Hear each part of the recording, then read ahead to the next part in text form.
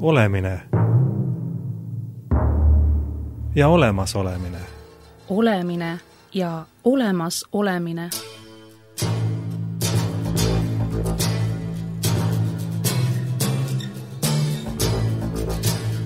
Olemine ja olemas olemine. Olemine ja olemas olemine.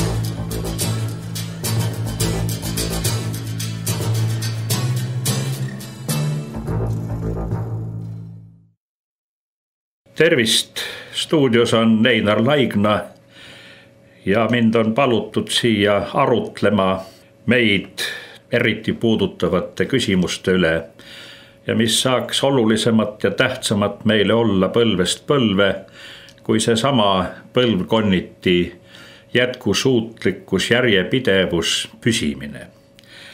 Vaatame täna ja arutleme pisut selle üle ajaloolises plaanis, kes me ise oleme. Lühidalt küsimus on meie identiteedis. On ju selge, et meil on praegu rahvuslik identiteedi kriis. Kui me vaatame oma rahvast hea poole pealt, siis me näeme, et Eesti rahvas vaatamata oma väiksusele või suurusele, ükskõik kumbat sõna me tarvitame, mõlemad sõnad on õiged ja vast isegi oleks emotsionaalselt õigem rõhutada ka suurust. 1 miljon, see on niisugune sümbolarv, nii palju meid küll ei ole, ammu enam. Aga seda arvu võib nimetada suureks ja seda võib ka väikeseks nimetada. Sellest, mismoodi me seda näeme, sõltub ka palju meie enesetundest ja hoiakutest ja suhtumisest maailma. Aga me näeme ühte, et see võrreldes teiste rahvastega väike rahvas on täis väga erinevaid talente.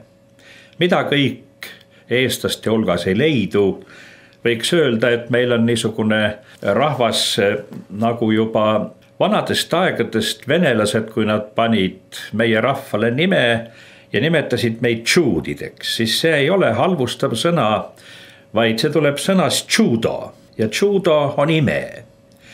Tähendab, et meie naaberrahvas, kes on põhiliselt stepirahvas ja suurrahvas ja teise psüühikaga, on näinud meis imelisi inimesi. Mitte ainult selles mõttes, et me oleme kellestki erinevad ja teistmoodi, aga me olime tšuudnõje, imelikud, imelised. Ja seega peaks seda sõna, mis on öeldud ka halvustavalt, tšuudid või tšuhnaad, vaatama mitte halvustava sõnana, vaid see on pigem sõna, mis sisaldab endas imetlust. Ja ega see vale ei ole, kui hakata vaatama, siis tõepoolest on eestlaste hulgas väga erinevaid, harukordseid, talente, huvitavaid inimesi. Ja kui küsida, et missugune spordiala võiks olla niisugune rahvussport või mis meile kõige paremini sobiks või missugune eluvaldkond, missugune eriala, siis läheb raskeks. Kui kunagi teatud aegadel maadlejad ja tõstjad olid nii populaarsed Eesti ühiskonnas, siis praegu, kui me hakkame vaatama, ei ole niisugust ala, kus eestlaste hulgast ei tuleks kõrgetasemelisi inimesi või nagu me tänapäeval ütleme, tippinimesi. See näitab, et meie väikeses arvus on ometi peidus väga rikkalik ja mitmepalgeline potentsiaal. Ja kui palju meil on sõna otseses mõttes tõelisi niisugusi inimesi, keda võib öelda tšuudnõje, imelised, kelles väga jõuliselt on esindatud mingi individuaalne, väga huvitav eripära ja sellega seoses ka väga huvitav ja väga õige ja ilus suhe maailmaga, maailmavaade. Nii et selle rikkuse poole pealt ei ole meil puudust, seda peab tõesti tunnistama. Ja seda peab oskama näha ja sellest peab rõõmu tundma ja kui me kohtame oma elus inimesi, kes on niivõrd väliselt ja oma maailmavaatelt ja olemiselt ja huvidelt tundub, et nagu teine planeet, siis ega ta nii kauge meist ei olegi. esiteks, ja teiseks ei maksa tema suhtes tunda võõristust, vaid see on meie üldrikkuse üks osa, mis rikastab ka meie oma pilku, meie mõistmist, meie arusaamist. Nii et selle poole pealt me oleme küll, võiks öelda, rikas rahvas, talentide poolest rikas rahvas. Nüüd, kui me enesekiituse juurest, mis ilmselt, ma arvan, ei ületanud viisakuse piire ega ka ei patustanud ma tõe vasta, räägiksime mõningatest ilmingutest, mis praegu mõjuvad ka häirivalt.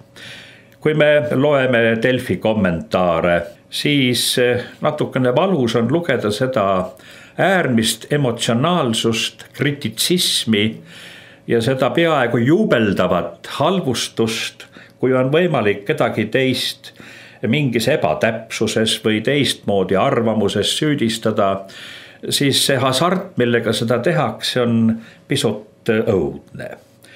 Et kuidagi puudub inimeste vahel kokkuhoiutunne, armastus või see, et me vaatame ühte kohta ja kindlasti igaüks oma vaatekohalt näeb asja pisut teisiti.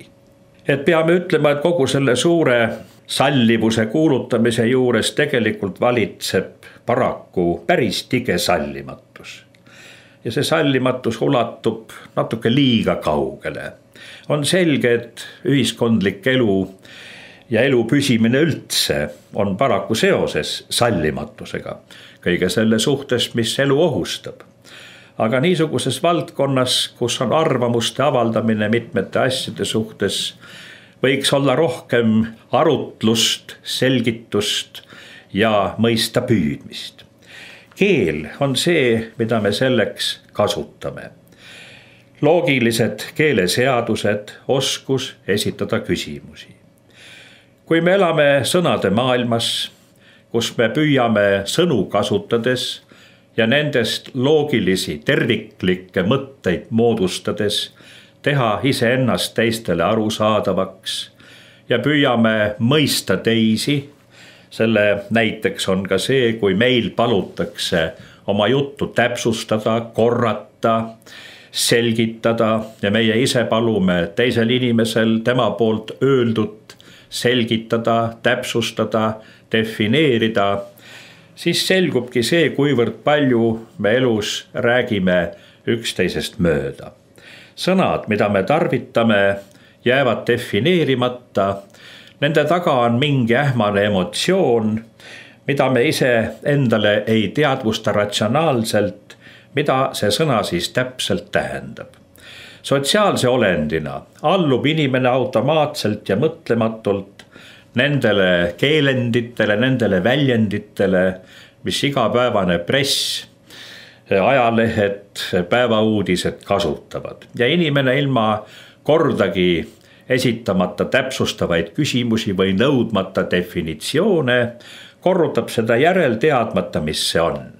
Seda on huvitav kontrollida, kui ainult esitada mõne lihtsa loogilise küsimuse. Näiteks mind paneb hämmastama see üldine paanika selle üle, et Iraan suveräänse riigina, loomulikult on tal täielik õigus arendada tuumaenergiat, suveräänse riigina on tal õigus omale ka tuumarelva teha, miks mitte? Miks me arvame, et Iraan ei või? Ja miks me arvame, et teised riigid, kellel see on, et nendel nagu on mingi moraalne õigus keelata seda ülejäänutele? Siin on ju otsene loogiline ränk vastuolu, teiseks ei ole see ka kooskõlas riikliku suverääniteediga. Kordagi pole üles tõstetud ühegi teise selles piirkonnas oleva riigi tuumavõimsust või tuumarelva omamist. See nagu ei tule kõne alla üldse. Me näeme, kuidas keele kasutamise juurde ulatub sotsiaalsete olendite poliitiline korrektsus, see tähendab, et teatud asjadest võib rääkida ainult teatud viisil ja teatud asjadest ei tohi üldse rääkida. See juba ise mõjutab inimestel üksteise mõistmist. Nii et me näeme, kuidas Eesti ühiskond on paraku tänapäeval ääretult killustatud. Ja killustatus torkab kõige teravamalt silma ja mille all ka meie riiklus kõige enam kannatab, nii põhiseaduse elluviimine või selle täitmine ja kõik muu, see on see erakondlik killustatus ja erakonna poliitika. Me peaks alati ju küsima, mis on see, mis on kõigile ühine, vaatamata mis tahes muudele individuaalsetele ja grupi huvidele ja erinevustele. Mis on see, millest alates niivõrd killustatud ja mille üksikosad lausa on vaenujalal omavahel, mis on see, mille ees kõik omavaheline lahkeli unustatakse, missugune ohupiir on see, mis ühendab rahva monoliitselt, kui seda sõna tarvitada, kokku selle ühise ohu vasta. Kas on see olemas? Kas selleks on veel isamaa, on selleks rahvus, on selleks keel või mis see on? Kui kaob ära see, mis ohu olukorras teatud hetkest alates surub kõrvale kõik muud erinevused ja ühendab kõik inimesed. Kujutame ette seda Estoniat, mis põhja lasti, mis põhja läks. Ametlik versioon on ju, et ta läks põhja, ei tohi teisiti öelda. Siis kas uppuval laeval, mis on kõigi mure? See peaks olema pääsemine. Ja vaevalt, et keegi seal esitab üksteisele mingeid muid lahkarvamustest tulenevaid arveid või vaidlusi tekiks. Nii et see laev on suuresti ka sümbol meie Eesti kohta, mis peaks panema meid kõiki tõsiselt küsima. Kas meie rahvuslik, riiklik laev maailma poliitika tormide merel? Kas selle laeva peal on üks meel, kas sellel laeval on kapten, kas sellel laeval töötab tüür, kas selle laeva meeskond on üks meeles ja kas selle laeva meeskond ja reisijad kõik ühel meelel tajuvad, et nende elu sõltub selle laeva ujuvusest. Suuremas mastaabis me oleme tegelikult täpselt samasuguses olukorras. Küsimus siis sellest, mis on siis meil ja kas meil on midagi, mis kõiki inimesi erinevustest sõltumatult, erinevustest olenemata ühendab ja kust alates on see piir, kus see toimima hakkab. Mehed, vennad, nüüd kõik muud lahkelid jäävad kõrvale, nüüd on ainult üks mure, üks ülesanne, mida peame kõik ühiselt ja üheskoos tegema. Kas selleks on meil olemas see, mis igal rahval peab olema, see on tema usk, tema religioon. Nüüd see sõna, teades kuivõrd õrn see Eestis on ja kuivõrd sellest ei teategi, mis see sõna õieti tähendab, siis inimolend võib ka öelda, on oma olemuselt homo religiosus, religioosne olend. Inimelu, eriti sotsiaalse olendina, ei ole võimalik ilma usuta, küsimus on, mida usutakse. Tegelikult küsimus ongi ainult selles, mis on kellegi usk. Niisugust inimolendit, kes üldse ei usu, mitte millegisse, ei ole vist ilmselt olemas. Kas niisugune absoluutne ja puhas künism ja plaseerumus on üldse võimalikud, ma kahtlen selles. Inimolend oma loomuselt on homo religiosus ja kui ta ka mingit kindlat religiooni või paljusid religioone raevukalt eitab, siis ometi on tema maailmavaade just nimelt selle tõttu tüüpiliselt uskliku inimese maailmavaade, see tähendab, tal on kindlad veendumused, millesse ta usub, millest lähtuvalt ta eitab mingeid teisi uskumusi, mis temale isiklikult ei ole sobivad.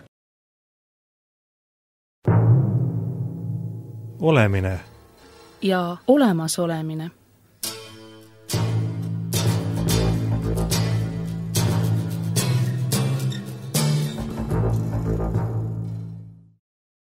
Hiljuti kuulasin raadiosaadet, kus väga emotsionaalselt ja nii raevukalt hurjutati kõiki dogmasi, aga kui inimeste käest küsida, kas te teate, mis asi on dogma? Nad ei tea seda. Ja kui niisugune dogmade kiljumine käib ja küsida ka ilus, nimetage mulle üks dogma, üks konkreetne dogma. Ja siis näidake, mis selles ei ole õiget. Tavaliselt lõpeb siis keskustelu, sest siis selgub, et inimene ei tea, mida tähendab sõna dogma ja ei oska ka nimetada ühtegi dogmat. Aga ta on raevukalt kõikide dogmade vastu. Ja kui siis küsida, kas see on uus dogma, et ei tohi olla ühtegi dogmat. See on ring, millest inimene ei pääse välja. Nii et alati on inimesel dogmat, see tähendab see, mida tema peab jäigaks, kindlaks, lõppistantsiliseks, viimse instantsiliseks tõeks, millest lähtuvalt ta raevukalt mõistab hukka kõiki teisi. Sõna dogma tuleb ju kreekakeelsest sõnast dokein, õpetama, ja dogma on väga spetsiifiline, kindel, tehniline sõna, see tähendab seda, mis on õige. 2 + 2 on 4, see on dogma. Ja öelda, et see dogma on ajast, arust ja kivinenud või ei kõlba, on mõttetu. Dogma on see, mis oli, on ja on alati õige, muutumatult õige. Ja mida ei saa muuta, see ongi dogma. Ja kui me elus õpime tundma neid asju, mis on muutumatud, siis me saame ka oma elu rajada muutumatutele alustele. Niisama lihtne see ongi. Tavakeeles sõna dogma tähendab mingit täiesti väärat, inimese poolt kunstlikult välja mõeldud mingit keeldu või takistust ja et dogmadest vabanemine annab siis inimesele mingi erilise isikliku vabaduse. Tavaliselt see vabaduse illusioon tähendab ju inimesele mida? Vabadust oma kirgedele, oma emotsioonidele ja kuhu see viib, seda me teame kõik. Nii et keel, mida me kasutame, peab siduma rahvast üheks. Seetõttu me oleme ka keele küsimustes ühelt poolt nii tundlikud ja teisalt on üks fenomeen, mis negatiivselt ja väga häirivalt praegu mõjub. See on eesti keele mandumine, risustamine, eesti keele labastumine. Keel, mis on nii kaunis ja võimeline väljendama mida tahes kogu maailma kultuuride rikkusest. Keel, mis on võimeline väljendama kõiki mõttepeenusi, defineerima mida tahes. Keel, mis on nii paindlik, nii rikas, nii nüansirikas. Kui kuulata tihti tänapäeval noorte juttu, siis ei saa sellest enam aru, mis see on. See meenutab mingeid algolendeid, kes teevad esimesi kurguhäälitsusi ja oskavad niisugusest 3 sõnast lauseid kokku panna, milles on nii palju kirjanduslikku ja klassikalise keele tundjale tundmatuid väljendeid ja sõnu, et sellest ei saa tõesti aru enam. Mina olen lasknud näiteks endale tõlkida lausa, et palun, mis see eesti keeles tähendab. Kui kogu lause koosneb moosimistest, promomistest, ämbrisse astumistest, luukeredest ja mis seal kõik kokku oli, pluss veel ingliskeelsed sõnad, ma ei mäleta kõiki ja ei hakka kõiki rumalusi üle kordama, siis mis keel see on? Ja mis on toimunud, et üks rahvas võib oma emakeelest niimoodi hakata taanduma ja selle asemel tuleb mingi tänavaargoo, mingi niisugune platnoide keel, asotsiaalide keel. See protsess paraku suuresti toimub. Sellest lähtuvalt, kui arvata, ja siin on filoloogid teinud meile eestlastele siiski palju kurja ajaloos, sest filoloogide leiutis oli see soome-ugri keelkonna järeldus teha, et me ka tõuliselt kuulume ühte paljude Siberi rahvastega või see minu arvates täielik niisugune väljamõeldis, millel ei ole mingisugust alust, et ungarlased on meie suur sugulasrahvas. No ma usaldan siiski rohkem seda, mida ma näen. Inimeste füüsilises erinevuses, emotsionaalsuses, mentaalsustüübis, et keel ei ole küll see, mille struktuur määrab veresugulust ja põlvnemispärimist. Selle filoloogide õnge otsas on meie ajalugu olnud ja on kindlasti tänase päevanigi. Ma ei näe, et eestlased oleksid sarnased Siberi rahvastega. ma näen pigem, et Põhja-Saksamaa on millegipärast eestlasi täis. Ja lõppude lõpuks ikkagi füüsiline näokuju on mulle ikka palju kõnekam ja ilmsem, kaasa arvatud inimese mentaalsustüüp, kui arvata, et keele kaudu me oleme sugulased. Nüüd iga rahvas või rahvus on ju ajaloolise kujunemise tulemus. Ja kui palju on maailmas neid rahvaid, kellel on olnud võimalus säilida nii-öelda algses tõupuhtuses tänase päevani. Võib-olla on niisuguseid rahvaid Vaikse ookeani saarestikus ja neid rahvaid kindlasti on. Jaapanlastel on olnud isolatsiooni tõttu see võimalus oma tõugu rassiliselt puhtana hoida.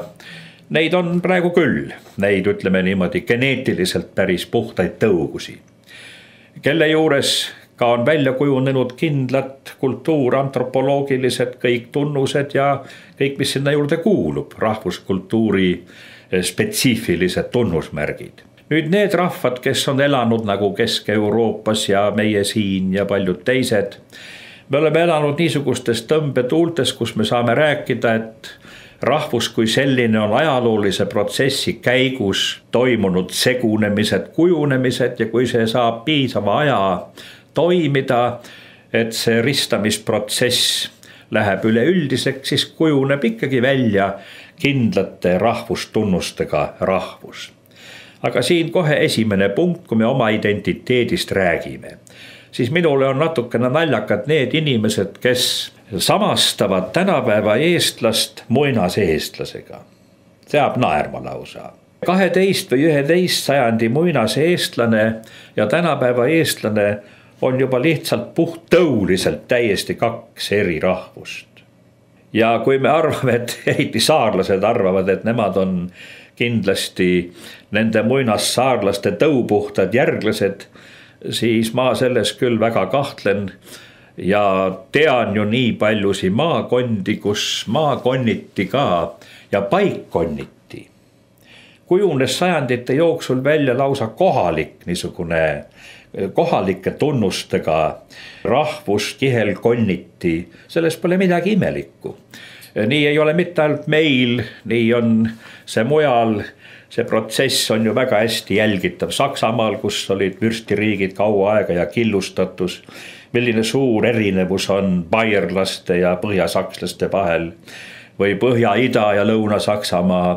Seal on kah peaaegu nii, nagu läheksid ühest rahvuse ja rassivööndist teise. Selles pole midagi enneolematut või et nüüd meil nagu oleks midagi hullusti, et see nii on. See on üldine. Seda enam, kui on olnud sõdu ja teiste rahvaste ülekäimisi, nagu öeldakse. Siis sellest hoolimata kujuneb välja ikkagi kindlate identiteedi tunnustega ja me võime öelda, et rahvus kui niisugune nähtus koosneb siis ühelt poolt kindlasti tõulistest omadustest, rassilistest omadustest ja nende kokkusulavusest ja teisalt mentaalsustüüp, kultuuriidentiteet. Ma olen elus kohanud Eestis sündinud ja kasvanud neegreid ja nendel oli niivõrd eestlase nägu, eestlase hääletoon, eestlase kõneviis, isegi see aeglus, millega ja see teatud sõnade kasutamine. Et ainuke asi oli, et ta nägu oli tumedat värvi, aga see oli tegelikult oma ilmelt täielikult eestlase nägu. Ja me teame, kuidas Ameerikas elavatele inimestele tulevad jänki näod ette ja omandatakse see mentaliteet või ei pea kaua olema. Mina kunagi olin Kaukaasias pool aastat, tulin tagasi ja sõbrad kõik ütlesid, et mul on armeenlase nägu ette tulnud. Et ümbrus mõjutab sotsiaalne ümbrus inimest väga võimsalt isegi sinna maale, et meil hakkab kujunema täiesti teine niisugune ilme. Aga nüüd see identiteet, mis läbi ajaloo on meil ju, kui me niisugust fenomeeni käsitleme nagu sajandeid Eesti ühiskonnas olnud mõisasüsteem, siis selge on see, et eestlaste puhul tuleb rääkida kindlasti niisugusest segarahvast, kelles väga tugev protsent on germaani saksa verd. Mina olen jälginud väga seda nii paikkonniti ja väga huvitav on teada saada näiteks niisugusi nähtusi, et ühe Lõuna-Eesti piirkonna kohta öeldi, et noh, seal on väga uhke rahvas, et nemad peavad ennast kõik kohaliku paruni järglasteks. See ei ole Eestis ainukene koht, me teame, et neid kohti Eestis on teisi, kus selles piirkonnas on hulk inimesi, kelle näoplaan ja isegi sel juhul, kui nad ise ei tea, ja mina olen seda uurinud ja tean ja jälgin, et nende inimeste olekus, hoiakus, käitumises lööb see ka välja. Väga tihti me elus oleme kokku puutunud nähtustega, kus mingis suguvõsas on kunagi olnud keegi võõramaalane. Ja siis ootamatus olukorras käitub keegi lastest täiesti kummalisel viisil, mitte meile omasel viisil. Ja ma mäletan lapsest saadik, mida siis öeldi. Näe, see võõras veri lõi välja. Nii ta on. Eriolukorras, kus meis lööb välja see, mis on kõige ürgsem, kõige sügavam. Meie geenides või veres, ükskõik kuidas me nimetame seda. Me ei teagi ise seda. Et ootamatult mingis olukorras me käitume ka ise endale täiesti ootamatul viisil. Kust see tuleb? Vaat see tulebki sellest meie päritolu sügavusest, milles me ei ole ise teadlikud. Ja seda võib Eestis näha palju ja selle tõttu on ka Eestis nii palju niivõrd erinevaid inimesi, kelle puhul isegi tõepoolest ka mitte keel ei ole omavahel ühendavaks sidemeks. Nad on niivõrd võõrad ja kauged üksteisele. Ja on võimalus olnud ju ka jälgida aastakümnete jooksul Eesti ühiskonnas seda, kuidas maailmavaade, suhtumine maailma, arusaamad on niivõrd seoses inimese füüsilise näo ja pealuu ja juuste piiri tüübiga kõik, et ma peaaegu võiksin jagada neid oma elukogemuse põhjal päris kindlatesse niisugustesse kategooriatesse. Kust see pärit on? Nii et nüüd sellest mõisast veel, mis on niivõrd mõjutanud nii mentaalsuse külje pealt kui ka teisiti Eesti, siis olid ju väga erinevad piirkonnad. Kindlasti olid negatiivsed ja me seni tunneme ajaloos rohkem negatiivset mõisniku tüüpi, aga miks me ei loe just üles ka neid, kes peaksid kuuluma auväärsete isikutena tänase päevani meie Eesti ajalukku ja kultuurilukku ja sinna paraku ka kuuluvad. Ja on piirkondi, kus mina tean ise ühte kohta, kus 17. sajandil oli jõuline ja võimas parun, kelle kohta öeldi, et tegi kõikidele tüdrukutele lapsed ja kinkis talud ka, rajas terved külad. Siis me võime öelda, et need külad on kõik vere poolest pooleldi sakslased. Ja kui selle kohalikku elu uurida, siis näed, et seal kõik ongi nagu mõisnikud oma olekult ja et üks piirkond võib erineda teistest väga, väga tunduvalt. Ja ka nende inimeste maailmavaated, arusaamad on teised. Nüüd selles ei tohi näha mitte mingisugust mõisniku omavoli. See on väga ürgne ja väga vana tava nendest aegadest, kui inimesed elasid hõimudena, ütleme ürgajast. Siis hõimujuht oli nii nagu, ma ei ütle halvas mõttes seda, vaid heas mõttes, metsas loomakarjal on juht ja peab olema, kari muidu hukkub. Karjajuhiks on kõige võimsam põder, kõige võimsam selle karja juht, hunt, kes tahes. Kui on metsloomad, kes elavad kollektiivselt, siis on alati karjajuht. Metshobustel on üks täkk, kes kõiki teisi valitseb. Ja temal on ka loodusseaduslikult õigus kõige suuremale arvule järglastele. Miks? Sellepärast, et loodusseaduslikkus tahab, et liik püsib. Ja liik püsib siis, kui loomuliku valiku teel järglasi saavad kõige paremad, kes annavad edasi kõige paremaid tunnuseid ja omadusi. Sellepärast me hindame ka loomakasvatuses tõupuhtaid loomi. Me ei taha krantsisi, eks ole. Tõukoerte maania, mis on, miks me krantsisi ei austa. Mina saan küll aru, et iga elav olend väärib austust ja näiteks võtame need ulkurkassid on eriliselt toredad, kui nad koju võtta. Ükski kass ei ole niivõrd tore kodus, kes omale kodu saab, kui just nimelt need ulkurkassid. Vendelastel on õnnestunud ainulaadne asi, kassitsirkus. Kass, kes ei lase midagi endale teha, ta on niivõrd iseseisev. Ja see, kes nendega tegeleb, ütles, et nad on kõik dvornikud, see tähendab tänavakassid. Et ainult nendega saab, et tõukassidega ei saa tsirkust teha. Ja muidugi siis kass nõuab lisaks sellele, et sa tahad talle midagi õpetada, ta saab kodu, ta saab perenaise, ta saab toidu, ta saab hoolduse, tal on mingi vaistlik tänu. See on hoopis teine hoiak kui niisugused pärs ja siidipaded, kes kuskil diivani peal ainult on olnud ja kelle juuresolekul ei tohi köhida ega hingata ja narruseni läheb asi tihti. Nii et see on vana tava, mis tähendas seda, et tõugu tuli parandada ja vana ürgaegne tava on see, mida unistas iga naine. Sünnitada kuningapoega ja veel ürgsem unistus oli sünnitada jumalapoega. See läheb tagasi inimkonna algaegadesse, sellesse aega, kui inimene maa peale tehti. Nii et seda ei saa näha tänapäeva seksistliku niisuguse vaatega, vaid seda tuleb näha hoopis ürgsemalt, sügavamalt ja selle otstarve ja mõte oli hoopis teine. See oli vana ürgne tava selleks, et pealiku häid geene ja omadusi suguarvus võimalikult laialt levitada ja sellega parandada kogu oma hõimu kvaliteeti. Ja see on toimunud ka meil siin, nii nagu ta on toimunud ka mujal. Ja mitte ainult Euroopa varafeodaalsel ajal ja ka hiljemal ajal ja sellele eelneval ajal, vaid ka teistes regioonides. Olemine ja olemasolemine.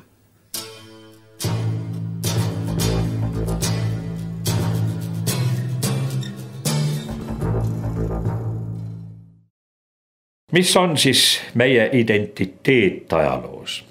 Kindlasti on kuskil mingi muinas iseseisvuse aeg, mida me nii raske on teda mitte idealiseerida, olla vaba, olla peremees omal maal. Ma arvan, et see asi vaja idealiseerimist ja hilisem ajalugu on olnud nii, nagu ta on. Me ei saa seda teha olematuks. Ja selle ajaloolise tee käigus on olnud mitmel korral nagu Liivi sõda, nagu katkud, nagu Põhjasõda, näljad ja katkud, mille tõttu on Eestisse toodud päris massiliselt sisse teisi inimesi, näiteks Eestis Tapa kandis on tänase päevani tunduvalt näha seda Ingerimaalt tulnud inimeste massi, mis on täiesti jälle omapärane tõug. Nii et ka pisike Eesti jaguneb täiesti paikkonniti, võiks öelda nii, päris nii, oma kindlate kihelkondlike tunnustega. Nii nagu muinasajal olid ka kihelkonna need rahvariided ja tunnetati iseennast etniliselt sellesse gruppi kõige rohkem kuuluvaks. Nii et see on ajalooline objektiivsus, me ei saa seda ajaloolise kujunemise teed olematuks teha, vaid ainukene tark suhtumine on seda endale teadvustada, see endale selgeks teha, et nii on olnud. Ja me oleme paraku selle ajaloolise protsessi see tulem, mis me praegu oleme. Ja nüüd, kui see identiteet on olnud nii kummaliste keerdkäikudega, võtame viimased paarsada aastat, 19. sajand või võtame varasemad aega. Katoliku aeg 300 aastat, orduaeg. Seda aega on paraku hilisemad ajad hirmsasti mustanud, tegelikult ei ole see aeg sugugi hull aeg. See oli feodaalsõltuvuse aeg, kus mingist päris orjusest pole juttugi. Ja nii nagu Mikk Sarv on väga hästi välja toonud Eesti rahva luule ja laulude põhjal, oli Rooma katoliku usk ja kirik väga ilusti Eestis omale koha leidnud ja rahvas olid omaks võtnud, mida näitavad rahvalaulud. Rahvalaulud ei teki, muidu kunstlikult ei teki, nad tekivad spontaanselt. Nendes väljendud spontaanselt ja vabalt see, mis inimene oma sisimas tunneb, teab ja õigeks peab. Nii et see laulude hulk, sellest las Mikk Sarv räägib ise, ta on selle ala suurepärane spetsialist. Teda võib kuulata nii hinge kinni pidades lausa. kuidas ta meie ajalugu, eriti seda eestlust, Eesti ürgusundit ja katolitsismi on uurinud ja näeb, mismoodi need orgaaniliselt olid seostunud üheks loomulikuks tervikuks, näiteks Eesti maaema ja Jumala ema katolitsismis ja nii edasi ja nii edasi. Kuidas aljatest said kristlikud pühakud ja kõik need tõnnivakad, Antoniuse kummardamine. Aga hiljem on seda aega jah hirmsasti mustatud. Paraku protestantismi tuleku tõttu pidi siis seda eelmist aega halvaks tegema. Nii et pärisorjusest saame rääkida suhteliselt hilisemal ajal ja oma klassikalisel kujul alles 18. sajandist. Aga 15. sajandist, 525 alates, kui Eestis tuleb protestantism ja luteri kirik hakkab kujunema luterluse mõjul, 17. sajand on küll niisugune Rootsi ortodokse range riikliku luterluse sajand ja vaat see hakkas eestlasele vasta. Terve sajand kiriku visitatsiooni protokollid kaebavad selle üle, et eestlased peavad kinni ebausu kommetest, see tähendab katolitsismist, mis oli siis seostunud Eesti rahvausundiga. Ja selle väljajuurimine ei õnnestugi enne, kui alles Põhjasõja laastangu järele raugeb rahva vastupanu ja peale seda siis algab nagu see tõeliselt luterlik ajastu, aga siis tuleb ka kohe vennaste koguduse liikumine. See on see, mis uuesti leiab tee rahva hinge ja südamesse, aga juba emotsionaalsel tasandil rohkem.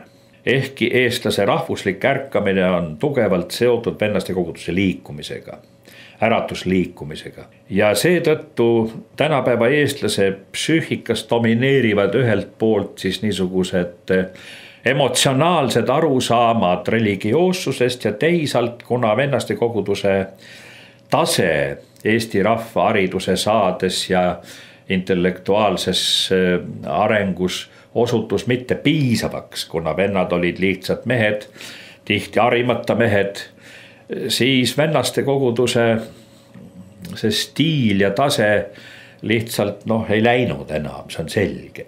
Kõrgkirik on suuteline ainult nii-öelda ka doktoreid rahuldama. Ja selle tõttu Eestis kujunes arusaam, et usklikud on niisugused vähearenenud ja harimata inimesed, ja sellel ei ole enam midagi tegemist ühel moodsal eurooplasel ja moodsal inimesel, mis on meil ajalooline traagika. Miks nii ei ole Leedus, miks nii ei ole Poolas, miks nii ei ole katoliku kultuurimaades, miks nii ei ole seal, kus on kõrgkirik olnud oma kõrgtasemega kõikides asjades. Seal, kus kiriku tase ületab kõiges ja alati kogu muu ühiskonda, ei saa seda küsimust tekkida.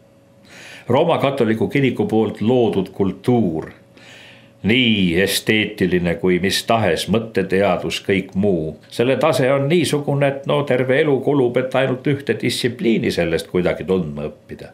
Tähendab, seal ei saa tekkida seda niisugust tunnet ühelgi inimesel, et tema on millegi poolest üle sellest. Seega religioon kui üks olulisemaid asju üldse kultuuri ja rahvuse identiteedis on eestlaste puhul niisugune, et protestantismist on eestlasele omane mis? Protest. Eestlane enamasti protestib kõige vasta. Sellest ka see meeletu krititsism, vigade otsimine. Oluline pole mitte, et üks asi on terviklik, terve ja töötab, vaid kas seal küljes on mingi viga. Kas me leiame mingi vea kuskilt, eks? Ma mäletan esimesi paraade, kui Eesti kaitsevägi loodi, siis ajalehed olid täis irisemist, virisemist ja niisugust vigade otsimist. Küll oli häda selles, et oli seal 3 mudeliga saapaid ja tunti rõõmu sellest, et on võimalus midagi arvustada ja halvustada. Eesti kaitseväel pole taasloomisest alates olnud kunagi mingit vana rauda relvastuseks, vaid alati väga head korralikud relvad. Aga kui kaua seda vana raua juttu on räägitud? Tänase päevani. Ja ükskõik, mis meil on, ka kõige moodsamad ja parimad kahurid ja uuemad, mis praegu on, ikka vana raud öeldakse. Ainult korra paraadil näidad, jälle vana raud. Kust selline pahatahtlikkus, nagu Delfi kommentaarides ja igapäevases elus, mis nii küllaltki palju lööb välja, ma ei üldista, kunagi ei tohi üldistada, inimesi on igasuguseid. Ja ka negatiivsetest asjadest, kui neid hakkab liiga silma torkama, võiksime öelda, et neid on natuke liiga palju, rohkem kui tohiks. Ega iialgi ei kao ta kunagi ära, ega me isegi neist vabad ei ole. Aga ta peab olema kontrolli all ja sellises koguses, mis ei häiri, mis on nii-öelda talutav hulk meie vigu ja eksitusi, millega me ka teisi inimesi tüütame ja vaevame ja neile ebameeldivad oleme. Et see inimsuhetes väga palju esineb niisugune närviline tigedus, mis ka liikluses eriti on. Et seda tundub olevat liiga palju. Aga ärgu see domineerigu sellepärast, et me oleksime ülekohtused, kui me jätaks nimetamata, et enamasti me kohtume iga päev toredate kenade inimestega ja ei ole meil midagi nuriseda, on nii. Aitame teisi, meid aidatakse nii, et mitte kunagi ka rääkides negatiivsetest asjadest ei tohi jätta rõhutamata, mis hästi on. Ja hea osa on suurem alati. Ja tundkem siis sellest heast osast rõõmu, mis suurem on. Kui meil on praegu olukord, kus ka Euroopa on identiteedikriisis, kus Euroopa on loobunud nendest alustest tegelikult, millele kogu Euroopas on üles ehitatud, siis kokkupuudetes nende rahvastega, kellel on ühine usk, mis ühendab kõiki inimesi ja niisugune religioon, usk, mis annab neile ka elu alused, mis hoiavad perekonda, hõimu, kokkukuuluvust, meiet, siis me oleme ootamatult väga abitus olukorras, kui meil ühendav vaimsus puudub, kui meil on ainult rõhutatud individualism, kui meil sõna meie on asendunud eranditult minaga või äärmisel juhul grupp minasid, kellel on siis mina huvi läbi grupi huvi, siis selles on väga ohtlikud märgid. Ja seetõttu, kui praegu on nüüd see islamimaailma ja läänemaailma üles puhutud konflikt, see on ka kultuurikonflikt selles mõttes, et kui Euroopa paraku tuleb tunnistada, on hävinguprotsessis olev kultuurkond. Kultuurkond, kellel puudub ühendav religioon, kus ainsaks huviks on majandus, hea elu, mõnud ja kasum ja kus perekond on lagunenud, kus 47% lapsi on vallas lapsed, Eestis 53%, me oleme ju alati kangemad kõiges, midagi kuskil on, siis me oleme ikka lööme üle kõiki, eriti halbades asjades on meil see tendents paraku kahjuks selles püüdlikkuses.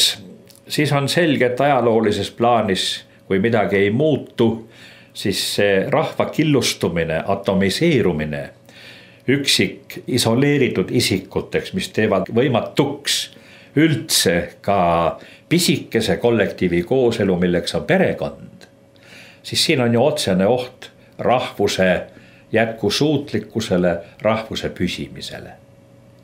See on üldiselt praegu nii teadvustatud probleem, meie see iibe küsimus, aga iibe on alati lahutamatult seoses maailmavaate, usundiga, identiteediga, sellega, kas me tunneme ennast rahvuse liikmena, kelle heaolu sõltub kogu rahvuse üldisest hüvest ja heaolust. Või me näeme ennast piiratud indiviidina, keda huvitab ainult, et minul oleks mugav ja mõnus. Ja jääb kõrvale see, et elu on kohustus, elu on koorem, elu on ohver, ilma milleta ta ei püsi. Praegu, kui me seisame ja ajaloos seistakse üha ja ikka ja jälle eksistentsiaalsete küsimuste ees. Küsimus ei ole siin millestki muus ega vähemas kui olemasolus. Ja ma arvan, et vähemalt põhiseadusesse on see tahe kirja pandud, Eesti rahvuse ja kultuuri püsimine läbi aegade, mis tihti küll tundub endale juba öeldes natukene naeruväärt, vaadates kõike seda, mis ümberringi toimub. Et praegune aeg on esitanud tõsise niisuguse, nagu seda tänapäeval peenema sõnaga öeldakse, kõik kohad on väljakutseid täis. Siis see on tõsine väljakutse, kas me jääme alles rahvusena või me ei jää alles. Ja seetõttu küsimus identiteedist ja küsimus selle identiteedis teadlik olemisest, miks me niisugused oleme, mis ajaloolised tegurid on kujundanud meid niisuguseks. See niisugune teadvuse selitusprotsess ajaloo plaanis on kindlasti meile oluline ja vajalik. Selleks, et õppida oma emotsioone nägema ja nende päritolu mõistma ja kontrollima. Nii et siin peaks olema asju, millest mõtelda. Olla või mitte olla. Aitäh tähelepanu eest. Arutles identiteedi teemal, kes me oleme, Einar Laigna. Olemine ja olemas olemine. Olemine ja olemas olemine.